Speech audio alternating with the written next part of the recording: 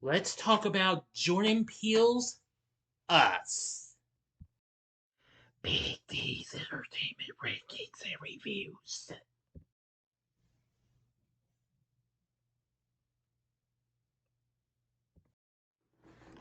So, greetings, my fellow YouTubers, and welcome to Big D's Entertainment Rankings and Reviews.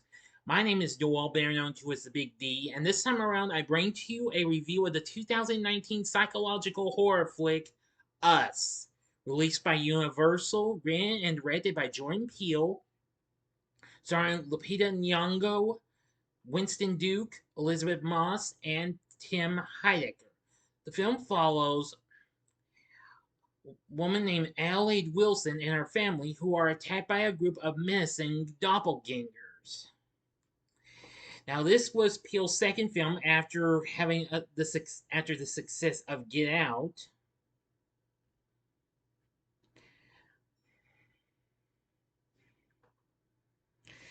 And, well, this did just as well as that film did.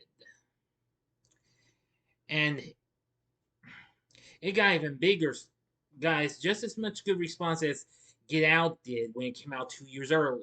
The film was released in March of 2019. It premiered at the South by Southwest Festival on March 8th, and then 2 weeks later, it got released completely. Now, let's get started with the story. In 1986, young Adelaide Thomas wanders away from her parents at the Santa Cruz Beach boardwalk and enters a funhouse where she encounters a doppelganger of herself in the House of Mirrors. Following the encounter, she stops speaking and withdraws from her family. 33 years later, an adult Adelaide reluctantly goes on vacation with her husband, Gabe Wilson, and children, Zora and Jason. They meet their friends Josh and Kitty Tyler and their twin daughters Becca and Lindsay at the beach.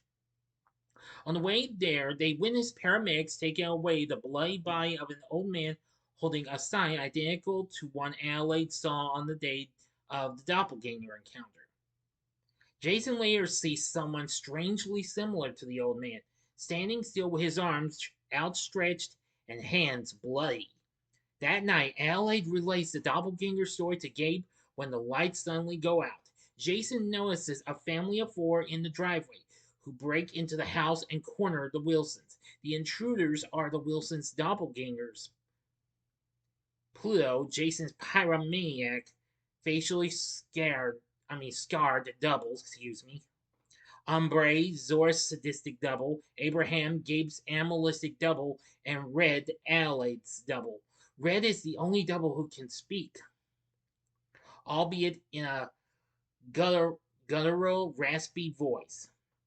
Red explains that they are called the Tethered, as they share a soul with their counterparts and have come to untether themselves. The Wilsons are separated and terrorized by the doppelgangers. Jason discovers that Pluto mirrors his actions. After Gabe kills Abraham, the family escapes. Meanwhile, the Tyler family is attacked and murdered in their home by their doppelgangers. The Wilsons arrive and are attacked as well, but they manage to overpower and kill the Tyler's doubles. They turn on the news and learn that the Tethered have been murdering their equivalents across the sea and subsequently joining hands to form a massive human chain similar to the one from the Hands Across America demonstration, surrounding the sea to prevent anyone from entering or exiting. The Wilsons decide to drive along the coast and escape to Mexico. While they are leaving, Umbre apprehends the car, but Zora kills her. Arriving at the boardwalk, the Wilsons find many townspeople slaughtered. The road is blocked by a burning car. Jason, realizing it is a trap set by Pluto, orders everyone out of the car. Before Pluto can ignite the family's car, Jason walks backwards, causing Pluto to do the same and thus walk directly into the fire.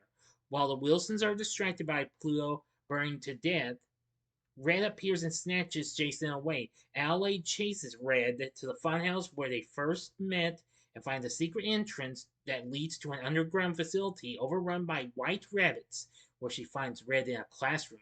Now for the ending. As always, you know the procedure. You have 5 seconds to stop this video. Go to the description box below. Fast forward to the time below. As I'm counting down, if you've seen the movie already, please continue. Okay, you've been warned. Red explains that the Tethered are actually genetic clones created by the government to control the populace. When the experiment failed, the Tethered were abandoned underground for generations, mindlessly mimicking the actions of their counterparts and surviving on raw rabbit meat. After the other doppelgangers realized Red was different, she spent years organizing them to escape and take vengeance by murdering their counterparts. Red and Adelaide begin to fight, but Red evades and counters all of Adelaide's attacks. When Adelaide allows Red to attack, she impales Red with a fireplace poker, then strangles her to death and breaks her neck. Jason rescues Jason from a locker, and Jason also rescues one of the rabbits. Forgive me, everyone. While Adelaide drives the family away in the ambulance, she reflects on the night she first met Red and recalls that she herself is in fact the tethered clone, and that Red was the original Adelaide. The clone had choked Adelaide unconscious, damaging her larynx, resulting in her hoarse voice. Dragged her underground, trapped her there, and returned to the surface to usurp Adelaide's place in her life. Jason looks at his mother, who smiles at him. The tethered form a human chain that stretches out of Santa Cruz and to nearby cities as helicopters hover overhead. End of story. Please stand by. Sorry about that. Now, what did I think of Us? Well, I am going to say I actually did enjoy it. I mean, and it was fine on my second time watch. I watched it for the first time last month on Peacock, and I revisited it just recently on Netflix. Just like I did with Get Out. Anyway, the film did very well in the US, making 175 million in the US and Canada and 80 million overseas. It went on to make 255 million worldwide against its $20 million budget. So it did pretty well and what have you. So far, well, as of now, the film sits at 93% certified fresh on Rotten Tomatoes, which even though that's a little bit lower than Get Out's score is, but according to the folks at Rotten Tomatoes, they say with Jordan Peele's second inventive, ambitious horror film, we have seen how to beat the sophomore jinx, and it is Us. Definitely. Rolling Stone says it's a spill your soda scary flick compared to the exist hello, I'm sorry, I can't pronounce it. Existentially terrifying Get Out. There. Someone at RogerEbert.com said that the film is another thrilling exploration of the past and oppression this country is still too afraid to bring up. Peele wants us to talk, and he's giving audiences the material to think, to feel our way through some of the darker sides of the human condition and the American experience.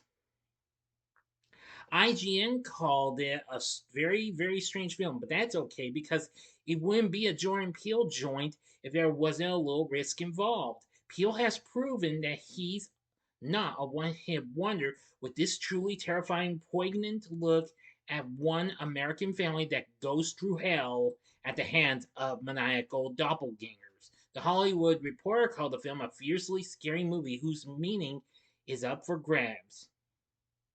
That is definitely really good. I enjoyed it. However, Lupita Nyong'o kind of got a little bit of an issue as two disability groups, the National Spasmodic Dysphonia Association and Respectability, criticized her for basing her performance on spasmodic dysphonia, and she later apologized. Which I wasn't aware of that, but now I know. Anyway, it did very well and what have you. I mean, it went on to get numerous nominations at various awards. It won 40 out of 63 nominations it was up for. It was nominated for an Art Directors Guild Black Reel Awards. It won 4 of them. It got nominated for 4 Critics' Choice Awards, 9 Golden Trailer Awards, winning 5 as a matter of fact, plus 8 NAACP awards, winning a couple, People's Choice Awards, and oh, the list goes on. So anyway, yeah, I agree with what they're saying.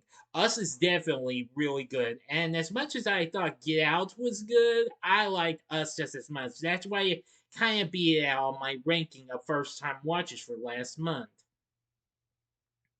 And I agree with what the critics say. They praised not just Nyong'o's performance, but Peele's screenplay and direction, as well as the score by Michael Abel. And Abel, excuse me. Yeah, I thought that score was really good too. Now, as for our cast, we have Lupita Nyong'o, who was, I mean, yeah, Nyong'o, excuse me, who of course the previous year was Nakia in Black Panther. She played Adelaide in Red. Very good. She was very good. Winston Duke, also from Black Panther, he played Mbako. Mbako.